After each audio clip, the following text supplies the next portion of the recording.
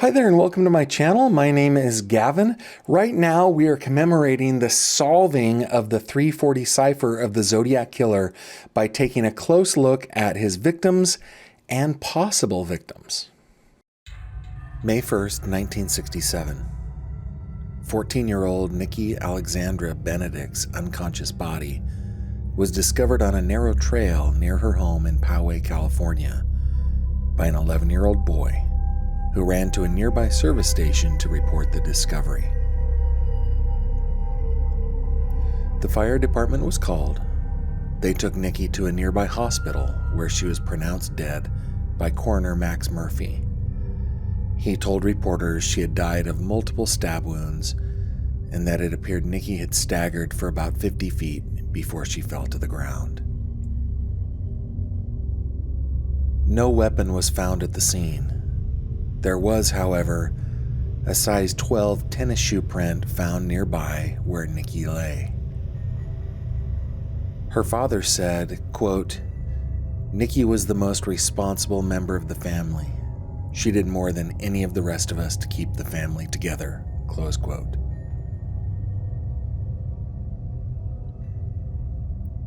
Nikki Benedict was described as a quiet and serious girl. She was interested in art and was discovering that she had some talent. She had a budding interest in photography. Her parents said she kept busy around the house, fixing meals for her siblings without being asked. Teachers said they knew her as a mostly quiet, reliable girl who got her work done. She had only recently moved to the area, so her principal only knew her by sight, saying she had never been in trouble. The day of her death, Nikki saw a couple of girls who had stayed after school to work on a special project in the homemaking classroom. She asked the teacher if it would be okay for her to stay in the room so she could finish up a composition. The teacher agreed.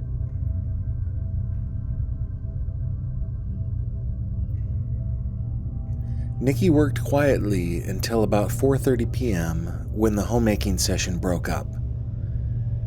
There was a late activities bus that could have taken her home, but Nikki chose to walk over to her friend Kathy's house. The two friends then went to a nearby drive-in for a snack, then back to Kathy's house. At about 6 p.m., when it was dinner time for Kathy, Nikki left to go home. Meanwhile, Nikki's parents, Russell and Julie, had just started looking for her. They weren't worried. This was a different time after all, and the Southern California sun was shining brightly. Nikki wasn't the sort of girl to worry about. However, it was getting towards supper time, and Nikki had never been this late before.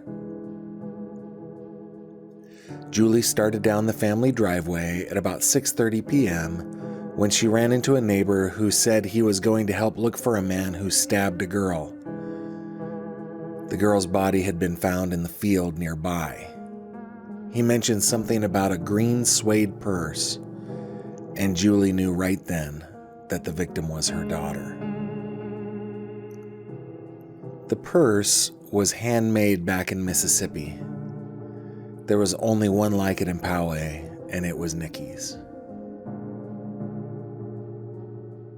Police confirmed what Julie already knew at 10:30 that night. Their daughter had been murdered. Russell Benedict, later speaking to reporters, said that there wasn't anything anyone could have done differently. They lived in a safe place, and kids walked across that field all the time. Quote, "If I had been driving home and seen Nikki and she'd said, 'Dad, I'm walking home this way,' I'd have said, 'See you at supper, honey,' and driven off." Close quote. Having compassion for the feelings of others, Russell wanted to make sure that no teachers, school officials, or other kids felt like it was their fault Nikki was killed. He didn't want any second guessing. Everything she did, he said, was perfectly normal and safe.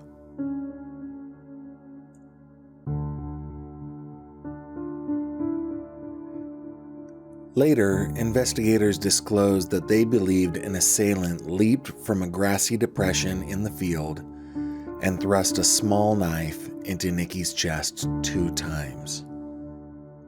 The trail of blood showed that she staggered another 200 feet up an incline toward a busy shopping center where she fell.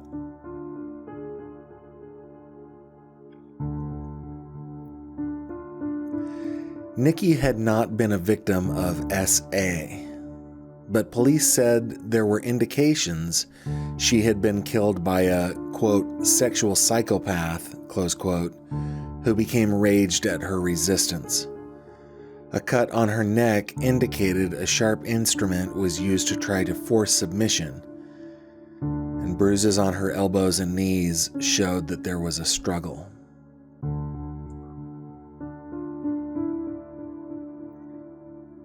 No clues ever turned up that led police to find Nikki's attacker, though they had a 20-person team working the case in the small Southern California town. About 2 years after her death, a San Diego sheriff's deputy spoke to the local Rotary Club about the investigation. He told them he had a 16-inch thick stack of files containing information and testimony on the case, but noted that murders are often solved many years later.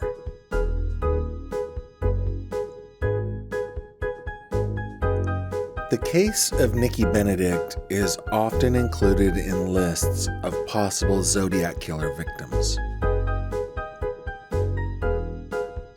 For me, after looking at all the stories I could find, it doesn't fit the bill. But who knows, maybe I'm wrong. Either way, the murder of Nikki Benedict remains unsolved. Thank you very much for watching this video. If you liked what you saw, please subscribe to my channel. And if you have any comments or questions, please leave them below.